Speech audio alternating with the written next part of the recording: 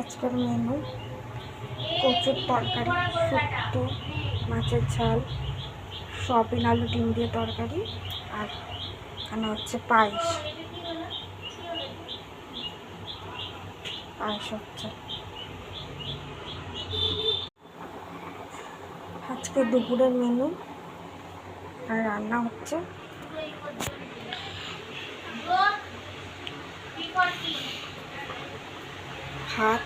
ভাত বসিয়েছি, ভাত হয়ে গেছে।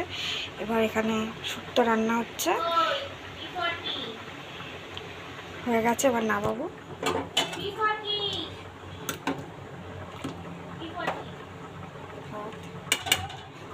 শুক্তো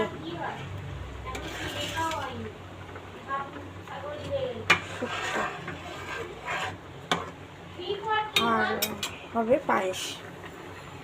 পায়েসটা জাস্ট এমনি খেতে ইচ্ছা করলো তাই।